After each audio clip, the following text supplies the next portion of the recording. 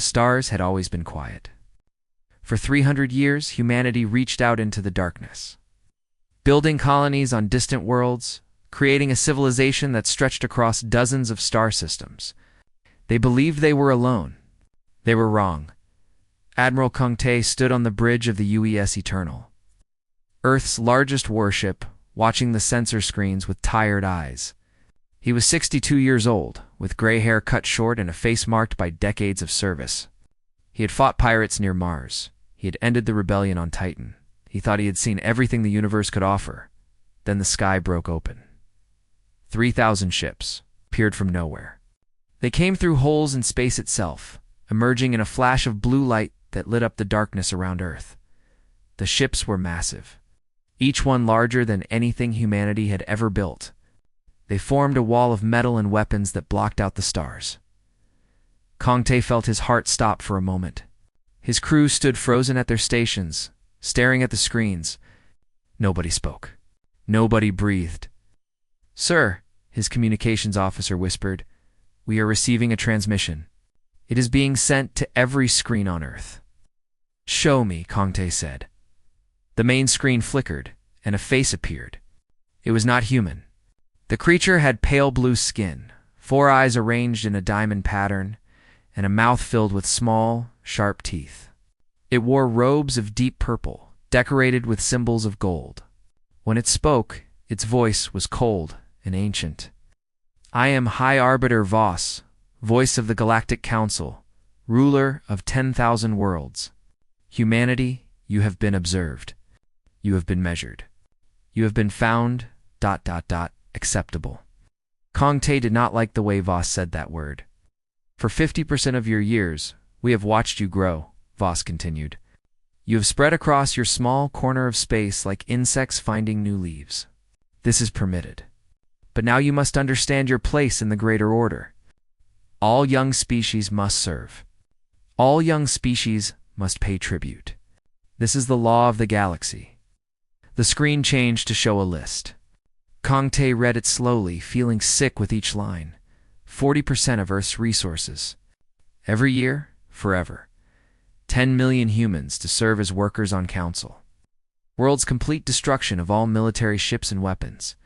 You have 7 of your days to accept these terms, Voss said, his 4 eyes blinking slowly. If you refuse, you will be corrected. This is not a negotiation. This is not a request. This is simply what will happen. Choose wisely, little species. The screen went dark. For a long moment, nobody on the bridge moved. Then Kang Tae turned to his crew. Their faces were pale with fear. Some of the younger officers looked like they might cry. "Contact Ambassador Park Yuna," Kang Tae said quietly. "And get me General Lee Wan. We need to talk." 12 hours later, Kang Tae sat in a small room beneath the mountains of Korea. This was the emergency command center, built in secret decades ago. Around the table sat the most important people in human civilization. Ambassador Park Yuna was a woman of 45, with sharp eyes and a sharper tongue. She had spent 20 years representing Earth to the few alien traders who visited human space. She understood aliens better than anyone alive. General Lee Wan was older, nearly 70, with white hair and hands that still remembered how to hold a rifle. He had built Earth's ground forces from nothing. His soldiers would die for him without question. And there was Dr. Chasu, a small woman with thick glasses and messy hair. She was the smartest person Kang Tae had ever met. She was also, he knew, the most dangerous. "The Council fleet has enough firepower to burn every human world to ash," Lee Wan said, breaking the silence. "Our visible fleet is maybe 200 ships. They have 3,000 here and more waiting in their home systems. They do not see us as a threat," Park Yuna said. "To them, we are children. Insects. They have done this to hundreds of species before us.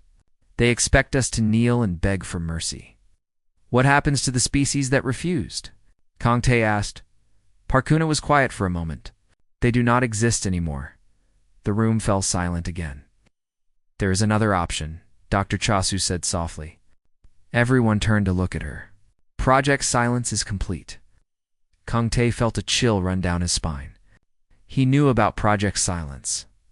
Only a handful of people did. It had been started 50 years ago on the day humanity first learned about the Galactic Council. The leaders of that time had understood something important. If the galaxy was full of ancient empires, humanity would eventually face this exact moment, so they built something terrible. The weapon works, Chasu continued. I tested it last month on an asteroid in deep space. The asteroid did not explode. It did not break apart. It simply stopped existing. The weapon tears holes in reality itself. Anything caught in the effect is erased. Gone. Forever. How many shots do we have? Kong Tae asked. Enough, Ali. Wan shook his head slowly. Even with this weapon, we cannot defeat an entire galaxy. We might win this battle, but they will come back. They will always come back. Oh. Then we make them afraid to come back, Park Yuna said. Her voice was hard now, like steel. We make them understand that attacking humanity will cost them more than they can afford to pay. We make them bleed so badly that they will never forget. Millions of our people will die, Kong Tae said quietly. Millions will die either way, Park Yuna replied. The only question is whether they die as slaves or as free people. The room was silent again. Kong Tae looked at each face around the table. He saw fear, yes, but he also saw something else. Something harder. Something that refused to break. I will need to speak to High Arbiter Voss, Park Yuna said. I will need a formal audience in front of his entire council. They will expect you to surrender, Li Wan said. Park Yuna smiled, but there was no warmth in it. Let them expect whatever they want. I am going to teach them a new word. A word they have never heard from a young species before. A word that will change everything.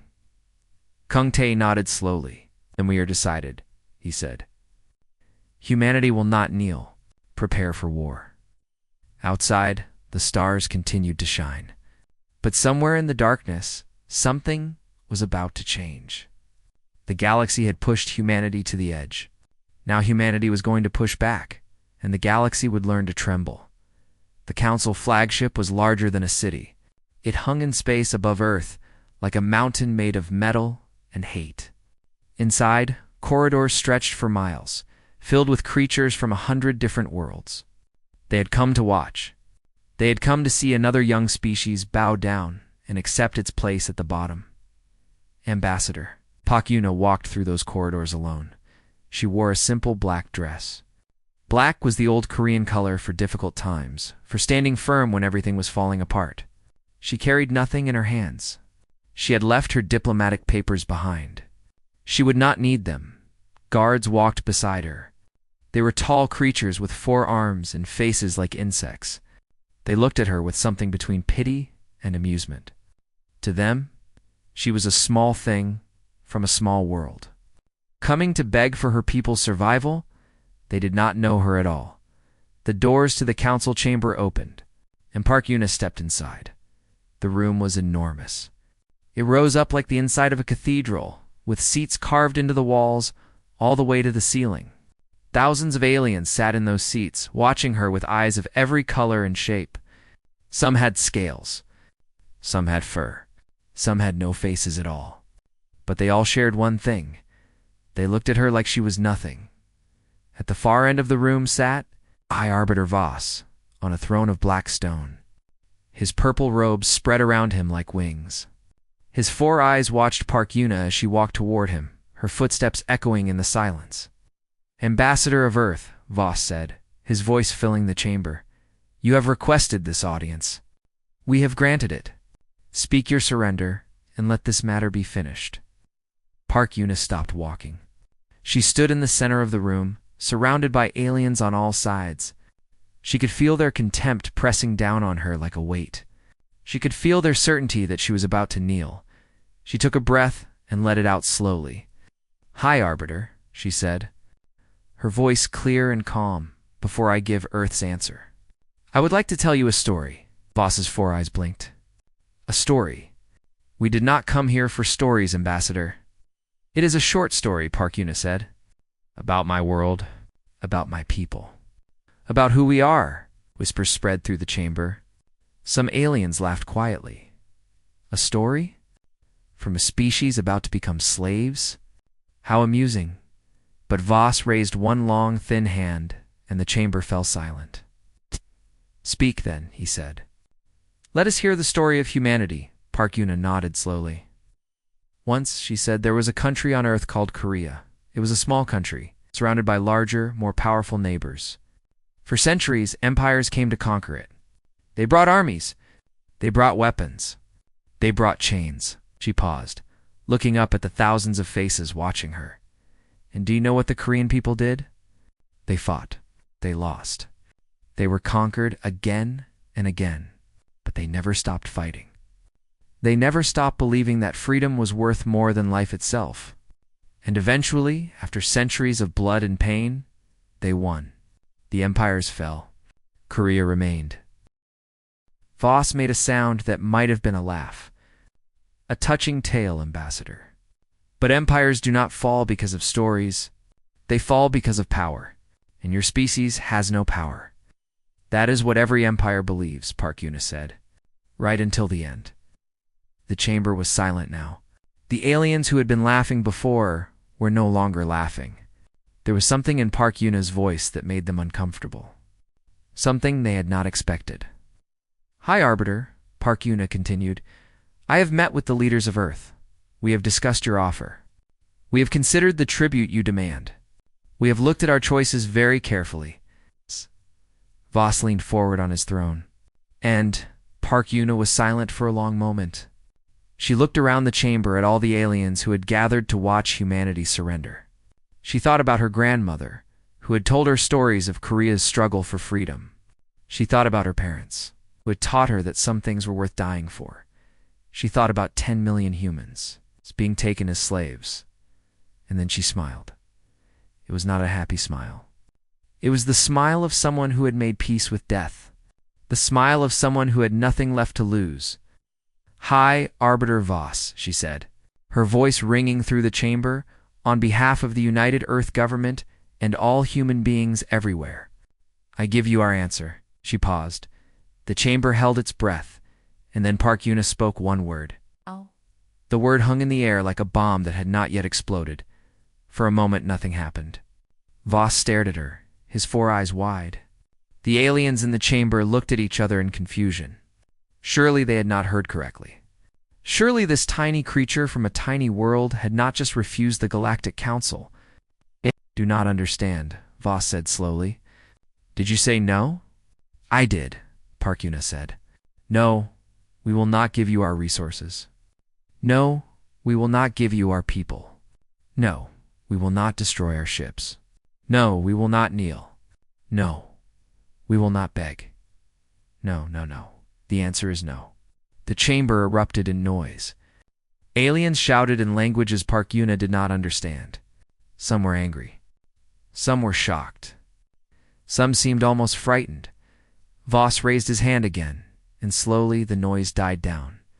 "Ambassador," he said, his voice cold and dangerous, "I do not think you understand your situation. You have no choice. You have no power. If you refuse, we will destroy your worlds. We will kill billions of your people. We will wipe your species from existence." Park Yuna did not look away from him. "Then you will try," she said, "and we will fight. And maybe you will win. Maybe you will burn Earth to ash. Maybe you will kill every last human being in the galaxy." She took a step toward the throne. "But we will make you pay for it.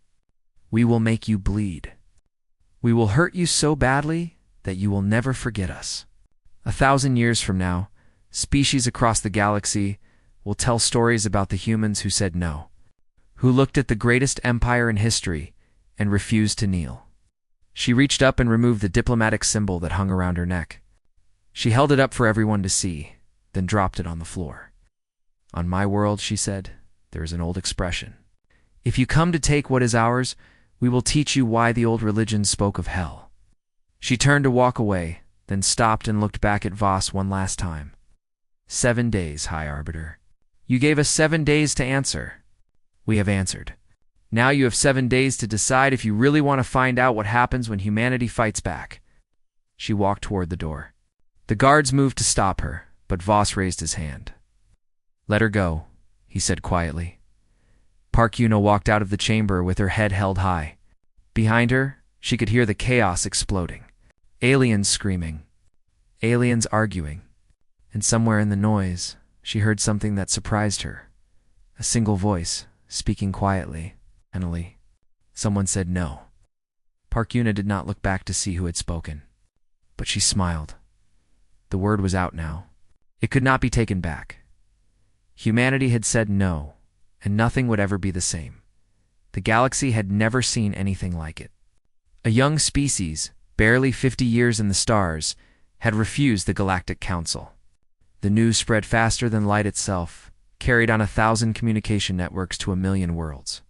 Everywhere, aliens stopped what they were doing and listened. And everywhere, they asked the same question. What happens now? On the Council flagship, High Arbiter Voss sat alone in his private chamber. He had not moved for 3 hours. He kept replaying the moment in his mind. The human woman standing before him. The words she had spoken. The way she had smiled as if death meant nothing to her. No, in his long life, Voss had conquered more than 200 species. He had watched civilizations burn. He had ordered the deaths of billions. But he had never seen a species face destruction with such cold defiance. It disturbed him more than he wanted to admit. Commander Thresh entered the chamber without waiting for permission. He was a large creature, built for war, with thick armor plates covering his body and hands that could crush metal. High Arbiter, Thresh said, his voice eager. The fleet is ready. 15,000 ships are assembling from across Council space. This will be the largest military operation in history. We will crush these humans like insects beneath our feet. Voss looked at him with tired eyes. And if they fight back? Thresh laughed. They have perhaps 300 ships. We have seen them. They are nothing. We have seen what they wanted us to see, Voss said quietly. That woman was not afraid. Why was she not afraid? Thresh did not have an answer. Far across the galaxy, in the darkness between stars, humanity was preparing. Admiral Kang Tae stood in a command center, buried deep inside an asteroid. This was the true heart of Earth's military, hidden for decades from alien eyes. Around him, screens showed the locations of human ships that the Council did not know existed. Not 300 ships, 3,004, 50 years. Since first learning about the Galactic Council, humanity had built in secret. Ships were constructed in hidden facilities on dark moons and distant asteroids. Weapons were designed that the galaxy had never seen. Soldiers were trained for a war that everyone hoped would never come. But it had come, and humanity was ready. All fleet commanders have reported in, Captain Beek Minho said. He was young, only 32, but he had been chosen to command the UES Defiance because of his tactical genius. We are ready to move on your order, Admiral, Kang Tae nodded slowly. The Council fleet will arrive in 6 days. We will let them come close. We will let them think they have one. And then we will show them who we really are. On Earth, General Li Huan walked through endless underground bunkers filled with soldiers. Men and women from every nation, every culture, every background. They had put aside their differences long ago. They were not Korean or American or Brazilian or Nigerian. They were human, and they were ready to fight. General, a young soldier called out, "Is it true? Did the ambassador really tell them no?" Li Huan stopped and looked at the young man. He could not have been more than 20 years old. His eyes were bright with something that might have been fear or might have been hope. "We did," Li Huan said. "And now we fight. Are we going to win?" Li Huan was quiet for a moment. He thought about the size of the Council fleet. He thought about the centuries of conquest they represented. He thought about all the species that had tried to resist and failed. Then he thought about the look in Ambassador Park Yuna's eyes when she had walked into that council chamber. "We are going to make them remember us forever," he said. "Win or lose, the galaxy will never forget what humanity did here." In her laboratory, Dr. Cha Su worked without rest. Project Silence was ready, but there were always improvements to make, always ways to increase the weapon's power. She had not slept in 3 days. She was not sure she would ever sleep again. The weapon she had built haunted her dreams. She remembered the test. The asteroid had been there, solid and real, floating in the darkness of space. Then she had activated the device. There was no explosion. No flash of light. The asteroid simply stopped existing. One moment it was there, and the next moment it was gone, as if it had never been. The weapon did not destroy things. It erased them from reality. Chasu knew that when she used it against the Council fleet, she would be killing millions of living beings. Soldiers, yes, but also cooks and doctors and engineers. People with families. People with dreams. She tried not to think about it. She could not afford to think about it. A message appeared on her screen. It was from an encrypted channel she did not recognize. She opened it carefully. Karasu. My name is Nira. I am a delegate on the Galactic Council. My species was conquered by the Council 300 years ago. We have served them ever since. We have hated them ever since. Chasu read the message 3 times, her heart beating faster. Your ambassador's speech reached us. You cannot imagine what it meant. For the first time in centuries, we feel hope. If you win, others will rise. If you break the Council's power, their entire empire could fall. The message continued with detailed information about the Council fleet, weak points, command structures, communication frequencies, everything the Council's enemies had learned in centuries of quiet observation. Use this information, Nira wrote. And when the battle is over, if you survive, remember that you did not fight alone. Others were watching. Others were hoping. Others were praying that you would win. Chasu saved the message and forwarded it to Admiral Kongte. Then she returned to her work with new energy. They were not alone. The galaxy was watching. On the EU's defiance, Captain Beek Minho gathered his crew for a final speech. They stood in the ship's main bay, hundreds of faces looking up at him. Some were scared.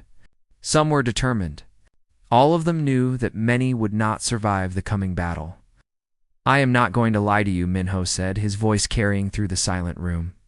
The next few days will be the hardest of our lives. The enemy is stronger than us. They have more ships, more weapons, more experience. They have conquered 1,000 worlds and never lost. He paused, looking at each face in turn. But they have never faced us. They have never faced a species that would rather die than kneel. They think we are afraid of death. They are wrong.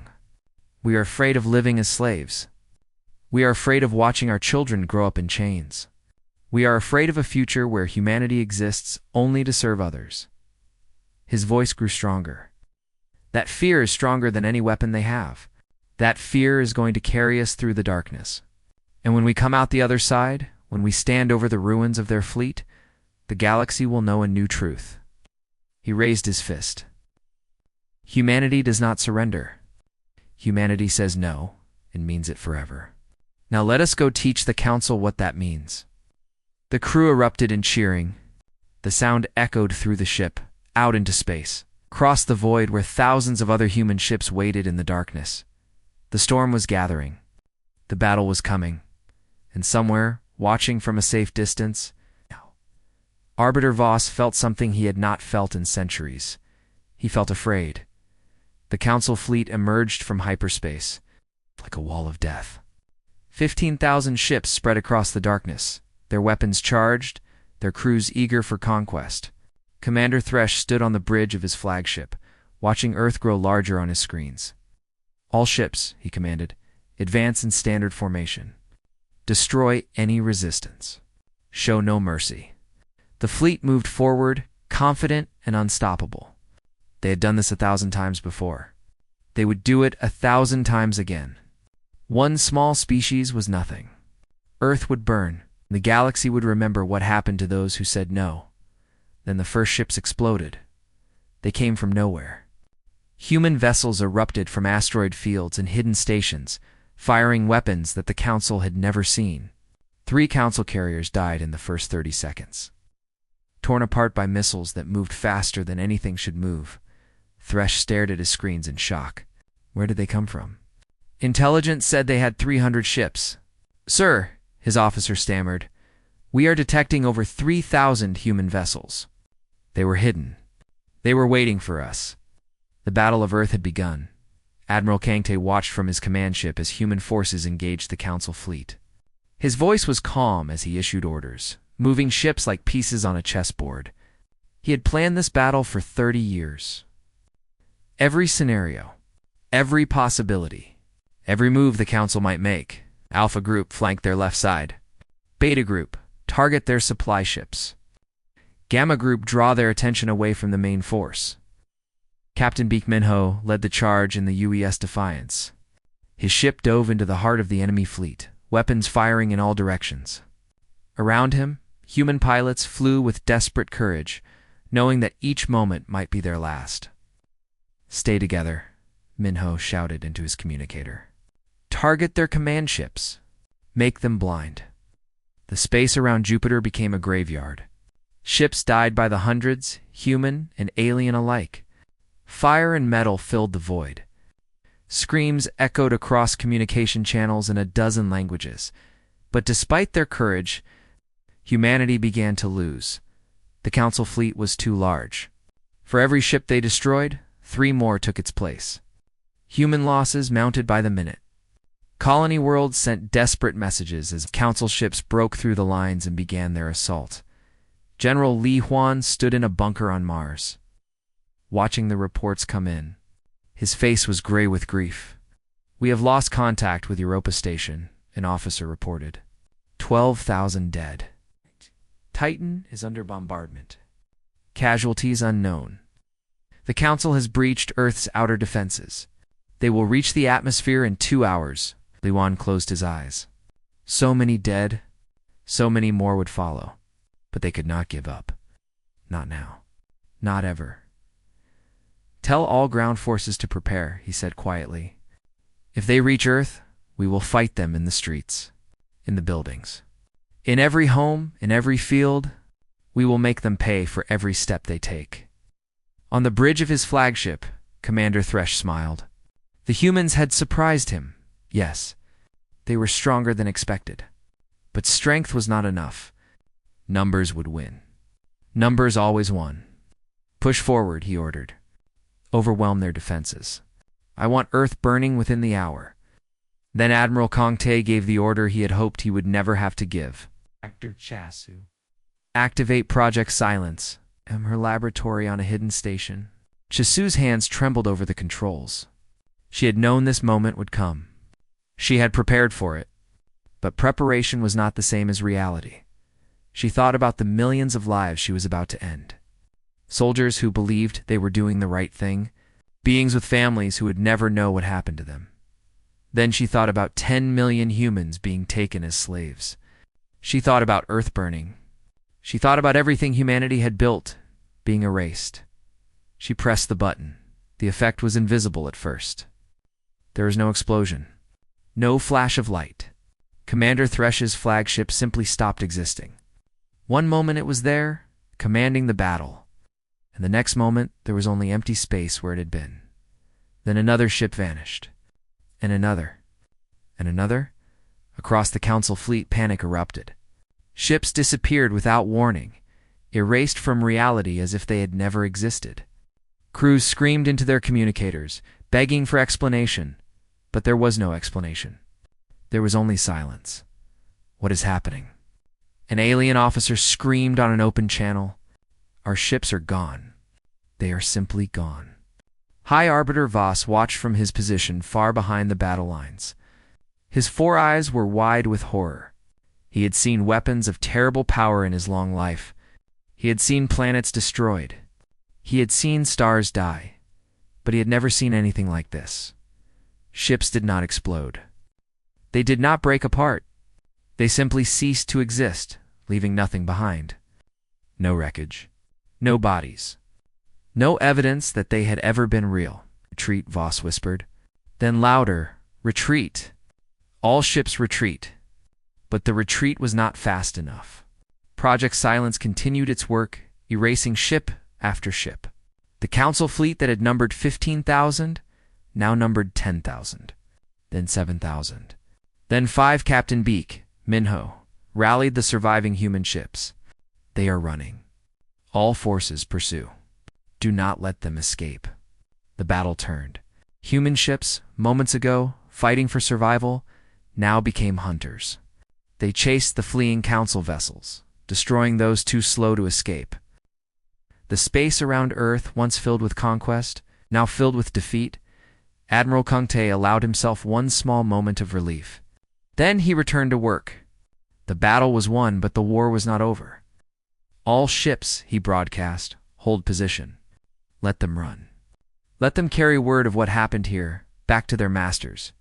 He switched to a different channel, one that would reach the entire galaxy. This is Admiral Kungte of the United Earth Fleet. The Council Fleet has been defeated. We did not ask for this war. We did not want this war. But when you came to make slaves of our people, we had no choice but to fight. He paused, letting his words sink in across 1,000,000 worlds. We have shown you what happens when humanity is threatened. Remember this day. Remember the price you paid for trying to take what is ours. And know this: if you ever come again, if you ever threaten our people again, we will show you that today was only a warning. On his distant observation ship, High Arbiter Voss heard the message. He watched the remnants of his fleet stumble back toward Council space. Of 15,000 ships, fewer than 3,000 remained. The greatest military defeat in galactic history, because one species had said no. Voss sat down heavily in his throne. His hands were shaking.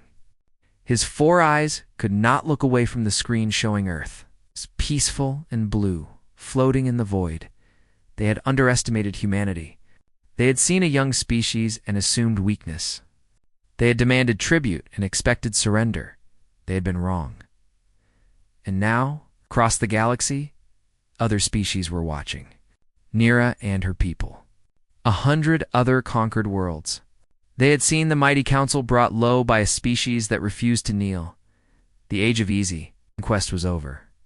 Something new was beginning, and High Arbiter Voss, for the first time in his ancient life, did not know what would happen next. He only knew one thing with terrible certainty: the galaxy would never be the same. 3 months had passed since the Battle of Earth. 3 months that changed everything. The news of humanity's victory spread across the 4 galaxy like fire through dry grass.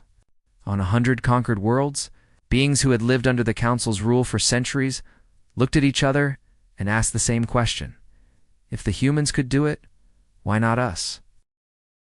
The rebellions began slowly. A protest here, a riot there. Then they grew larger. Armies rose on worlds that had been silent for generations. Governors appointed by the Council fled or were captured. Flags that had not flown in centuries were raised again. Delegate. Nira stood on the balcony of her homeworld's capital building, watching her people celebrate in the streets below. For 300 years, her species had served the Council. For 300 years, they had waited for someone to show them that resistance was possible. Now they were free. A message arrived on her personal device.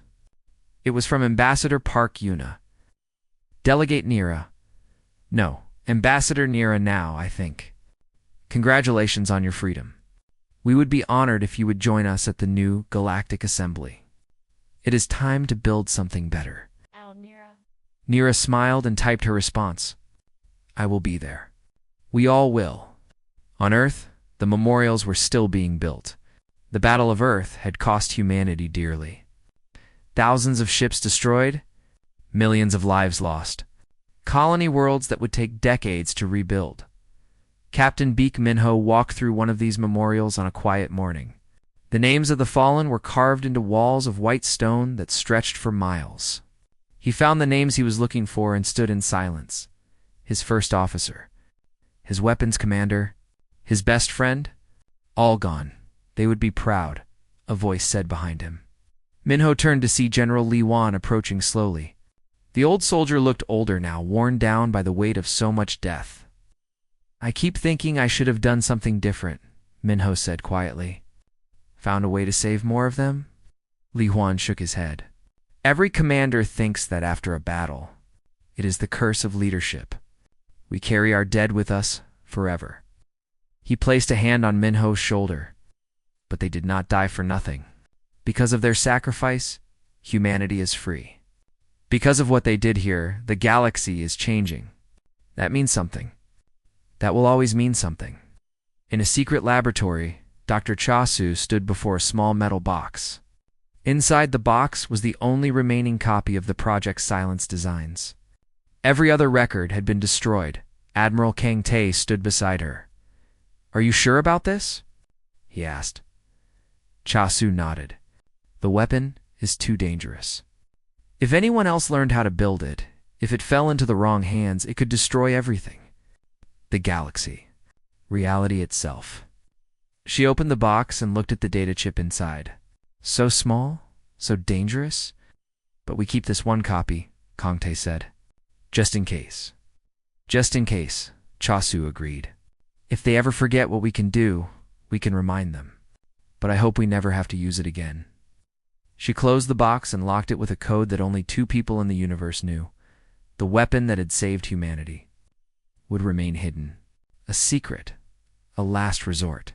A promise that no matter what happened, humanity would never be helpless again. The new Galactic.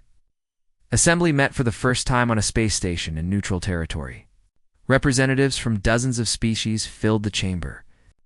Some had been members of the old council. Others had been slaves. Now they sat together as equals. Ambassador Park Eunice stood at the center of the chamber, looking at faces she had never seen before. Species that had been conquered for so long that they had forgotten what freedom felt like. Species that were taking their first steps into a new world. We are here, she said, her voice carrying to every corner of the room, because the old way has ended. The age of conquest. The age of tribute. The age of masters and slaves. That age died in the Battle of Earth. She paused, looking around at the assembly. We will not replace one empire with another. Humanity did not fight for power. We fought for freedom.